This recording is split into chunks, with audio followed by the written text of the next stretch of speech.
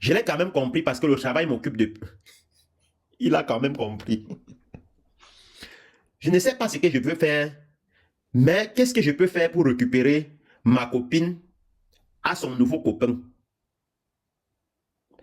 Petit piment chaud. Moi-même, il reste comme ça, là, j'ai réfléchi ce qu'il avait dit, je ne comprends pas. Vous êtes séparés, il dit non.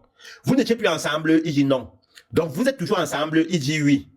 Donc, tu es le copain et elle a un nouveau copain dans ta relation, il dit oui. Et tu sais que le problème, c'est quoi? Hein? Non, elle se plaint du fait que moi, comme je monte sur elle, j'ai fait seulement 4 minutes. Et j'ai déjà te rappeler gros fichier. Je lui donne tout. Mais, parce que la fatigue parfois et le stress fait à ce que sur elle, j'ai fait seulement 4 minutes. Du coup, son nouveau copain lui fait 1 heure. Mais, je ne sais pas ce qui ne va pas. Je voulais trouver une astuce pour voir comment elle doit laisser son nouveau copain totalement pour moi. Ou bien, parce que celui-ci bien, hein. Celui-ci bien, je te jure, elle Petit prépare piment bien. chaud. Quand, si c'est pour le côté là, elle prépare bien, elle me donne bien à manger. Mais c'est le côté là, du fait que son nouveau copain la gnoxe 2 heures de temps et que moi, je ne peux pas faire les 2 heures de temps là, qu'il y a un problème. Moi-même, je reste comme ça là, j'ai dit que oui, papa. Oui, papa. Les on là, donc, le mindset des non. Je ne comprends pas pourquoi vous n'êtes même pas milliardaire. Le a eu un mindset que le mindset d'un dépasse même le mindset de Chokos. Ils ont un mindset élevé. Hein? Mais je ne comprends pas pourquoi ils ne peuvent pas mettre le mindset là pour être milliardaire. Donc, quelqu'un dit qu'il est en groupe dans sa relation où il donne tout. Il est en groupe dans sa relation où il donne tout. Mais, on lui manque le respect avec quelqu'un qui ne donne rien. Et il est en train de combattre celui qui ne donne rien Petit piment chaud. pour être celui qui sera présent et il doit tout donner.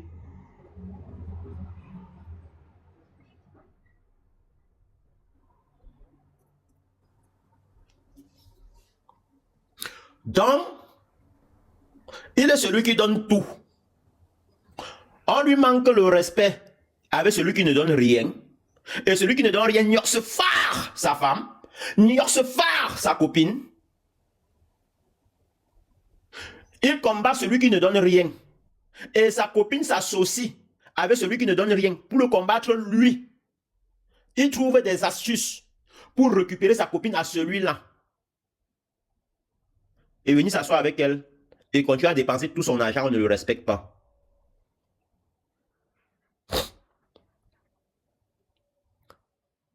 Genre, au moins toi tu es marié. Ils aiment les mots. Les cocos aiment le mot là. Hein?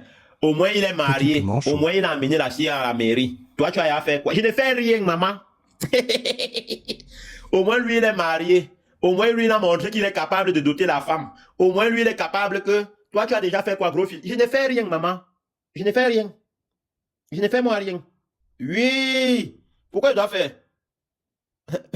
Celui qui ne fait pas, on ne le trompe pas avec moi. Je ne suis pas choisissable. Je dois fournir les efforts. Pourquoi? C'est celui qui est choisissable qui doit fournir les efforts. C'est que le coco fait le contraire. Quand la femme t'a choisi, c'est toi qui dois fournir les efforts pour elle. Quand elle t'a choisi. La preuve en est que parfois même elles choisissent des gars qui ne sont même pas conscients. Parce que quand tous les gars qu'elles ont choisis là, si les gars là les acceptaient, c'est qu'ils sont les plus heureux au monde. Quand la femme t'a choisi, elle combat pour toi. Donc ça veut dire que même si tu ne l'aimes pas, traite-la humainement. Traite-la humainement, l'amour doit te tuer. Elle doit tout te donner. C'est toi qui dois fournir. Donc tu dois fournir les efforts pour la femme qui t'a choisi. Petit piment chaud. C'est ce que vous ne comprenez pas. Vous faites toujours dans la psychologie inversée des cocoïsmes. Quand la femme t'a choisi, tous les gars qui ont abandonné les femmes qui les ont aimées, ce sont des salauds. Ce sont des salauds. Malheureusement pour eux, ils peuvent être dans d'autres relations où on les a aussi aimés. Mais la plupart, parfois plus tard, deviennent rien dans leur vie. Pourquoi? Parce que, avec le temps, on vieillit. Et que tu te dis que le fait que la femme qui court derrière toi aujourd'hui, là, tu es tellement beau au point où, parfois quand tu laisses l'occasion là passer, toute ta vie, jusqu'à ta mort, tu ne trouves plus une femme comme celle-là. Et plus tard, tu regrettes. Vous ne savez pas ce que vous faites. Les femmes qui vous aiment, vous abandonnez là. Vous êtes des salauds. Pourquoi? Parce que quand la femme t'aime, elle te donne tout. Elle te donne tout, son âme, son cœur, son amour, tout. Tout ce qu'elle veut, c'est que tu sois présent. Tout ce qu'elle veut. Laisse ça. C'est vice-versa. Il s'appelle qui? Ressuscité parmi les morts. Ton nom d'abord, même d'abord. Ressuscité parmi les morts, ça dit tout. Ce n'est pas vice-versa. Ce n'est pas vice-versa. Ce n'est pas vice-versa. Je vais te dire le pourquoi. On a trompé, ressuscité parmi les morts. Je vais te répondre. Et si tu veux, tu acceptes. Si tu veux, tu n'acceptes pas. On a longtemps trompé les hommes que le temps de l'homme ne passe pas. C'est le temps de la femme qui passe. C'est faux.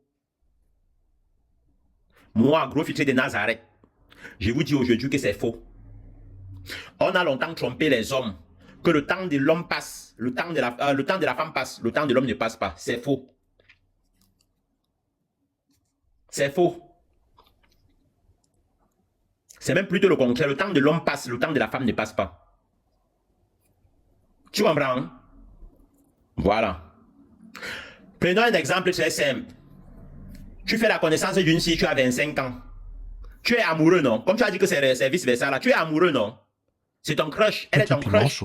Parce que parmi les femmes aussi, il y a les filles qui sont des crushs. Les filles qui sont baraquées, là, 1m80, lèvres pulpeuses, roses, regard aigu. Elle a le petit visage de la souris, là. Ses lèvres sont comme ça, là. Belle, jolie, 1m80. C'est ton genre là-bas, mais elle ne t'aime pas. Elle ne t'aime pas, mais elle peut nurser avec toi. Hein. C'est ton crush. Et derrière toi, il y a la concurrence.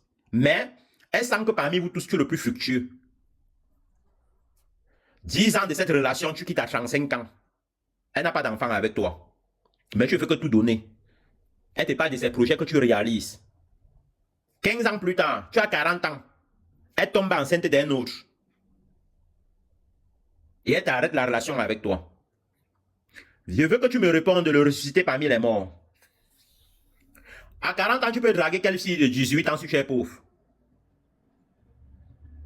On t'appelle Sugar Daddy déjà. Hein? Elle a son enfant, elle a sa famille. Même si le père de l'enfant a fui, elle a déjà sa famille. Ressuscité parmi les morts, réponds-moi. À 40 ans qu'elle t'a abandonné, sans enfant, sans rien là, et que tu as tout réalisé dans sa vie là, tu peux draguer quelle fille de 18 ans. Si tu es pauvre. Aucune ne doit t'accepter. Si tu es pauvre. Au Cameroun, voilà ça. Il dit au Cameroun.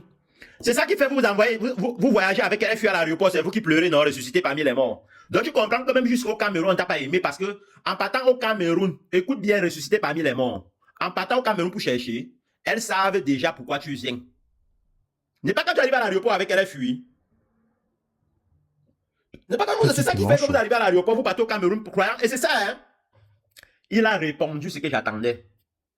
Quand vous descendez au Cameroun, vous choisissez toujours avec votre argent Beyoncé de Longcap ou Shakira du Pont Blanchisseur. Parce que vous êtes sûr qu'à votre argent, le fait qu'elle vienne nurser avec vous, c'est l'amour. Non!